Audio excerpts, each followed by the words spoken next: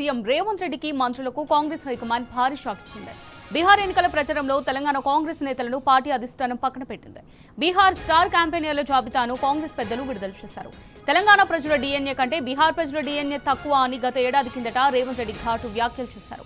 బీహార్ ప్రజలు కార్మికులపై హేళనగా మాట్లాడినందుకు బీహార్లో కాంగ్రెస్ పార్టీని, అలాగే తెలంగాణలో 2028 వచ్చే ఎన్నికల్లో రేవంత్ రెడ్డిని చిత్తుగా ఓడిస్తానని ప్రశాంత్ కిషోర్ శపథం చేశారు. సీఎం రేవంత్ రెడ్డికి తెలివి సోయి లేదని బీహార్ యువనేత కన్హయ్య కుమార్ విమర్శించారు. మరోవైపు సొంత పార్టీ నేతలు సైతం రేవంత్ రెడ్డి ఇజ్జత్ తీస్తుండటంతో ఈ అంశం రాజకీయంగా హాట్ టాపిక్ గా మారింది. రైట్గా దీనికి సంబంధించి మరిన్ని డీటెయిల్స్ మా రిపోర్టర్ ప్రదీప్ అందిస్తారు. ప్రదీప్, చెప్పండి, మరి బీహార్ ఎన్నికల ప్రచారంలో తెలంగాణ కాంగ్రెస్ నేతలను పార్టీ అధిష్టానం పక్కన పెట్టినట్టుగా తెలుస్తోంది. మరి దీనికి సంబంధించి పూర్తి డీటెయిల్స్ ఏ విధంగా ఉన్నాయి ప్రదీప్? స్టార్ క్యాంపెయినర్ లిస్ట్ లో ముఖ్యమంత్రి రేవంత్ రెడ్డి, ఉప ముఖ్యమంత్రి బట్టి విక్రమార్క ఉంటారని తెలంగాణ కాంగ్రెస్ నేతలు భావించారు.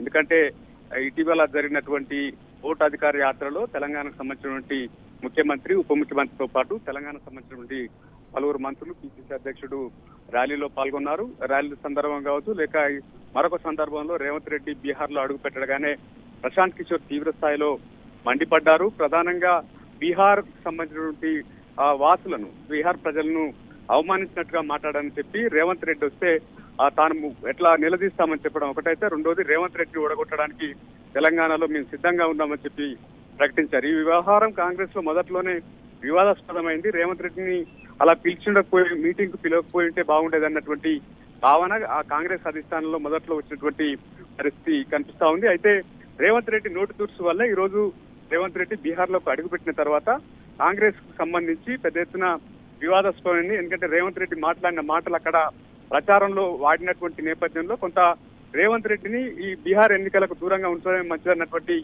భావనలో కాంగ్రెస్ అధిష్టానం ఉంది. అందులో భాగంగానే ముఖ్యమంత్రి, అదేవిధంగా ఉప ముఖ్యమంత్రి పేర్లు స్టార్ క్యాంపెయినర్ లిస్ట్ లో లేనటువంటి పరిస్థితి.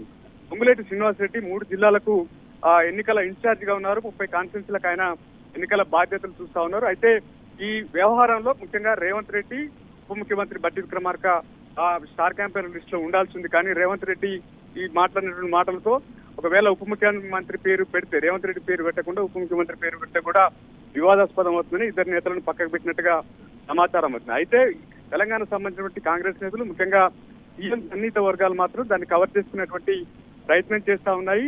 జూబ్లీహిల్స్ ఉప ఎన్నిక ఉండడం కారణంగానే వారిని స్టార్ క్యాంపెయినర్ లిస్ట్ లో పెట్టలేదని చెప్పి తెలంగాణ కాంగ్రెస్ నేతలు చెప్పుకుంటున్నటువంటి పరిస్థితి. మరొక వైపు మరొక వివాదం కూడా ఉంది. బీసీల రిజర్వేషన్లకు సంబంధించి తెలంగాణలో బీసీల రిజర్వేషన్లు 42% పెంచుతున్నామని చెప్పి ప్రచారం చేసింది. కానీ ఆ రిజర్వేషన్ల వ్యవహారం కొలికొస్తలేదు. 42% రిజర్వేషన్లు పెంచకపోవడం పట్ల కూడా కొంత వ్యతిరేకత వ్యక్తమవుతుంది. ఎందుకంటే రాహుల్ గాంధీ సూచనల మేరకే బీసీల రిజర్వేషన్లు అమలు చేస్తామని ఎన్నికల ప్రచారంలో బీహార్ లో కూడా చెప్పుకుంటున్నటువంటి నేపథ్యంలో ఇప్పుడు బీసీ రిజర్వేషన్ల అంశం చిక్కుముడిగా మారింది. ముఖ్యంగా బీసీ రిజర్వేషన్ల అమలును ఏ రకంగా చేయాలి, న్యాయపరంగా వచ్చేటువంటి చిక్కులేంటి, అసలు అమలు అవుతుందా లేదా తెలియకుండా తొందరపాటు చర్యలతో రేవంత్ రెడ్డి తీసుకున్నటువంటి తొందరపాటు స్టెప్ తో ఈరోజు బీసీ వర్గాలు కూడా దూరమైనటువంటి నేపథ్యంలో ఈ వ్యవహారం కూడా బీహార్ లో ప్రచారం జరిగేటువంటి అవకాశం ఉన్న నేపథ్యంలో వీరిద్దరిని పక్కకు పెట్టారన్నటువంటి ప్రచారం అయితే జోరుగా సాగుతోంది. ప్రదీప్, ఇప్పుడు మనం చూసినట్టయితే కాంగ్రెస్ నేతలు ఏమని సమర్థించుకుంటున్నారు? జూబ్లీ హిల్స్ లోను ఉప ఎన్నికల వల్లే ఈ బీహార్ అనేది ఆ లిస్ట్ లో కాంగ్రెస్ సీఎం రేవంత్ రెడ్డి కానివ్వండి, కేబినెట్ ఎవరి నేమ్ కూడా లేదు. సో ఇది జూబ్లీ హిల్స్ ఎలక్షన్ల వల్లే అని అంటున్నారు. సో ఇందులో నిజం ఎంతవరకు ఉందంటారు?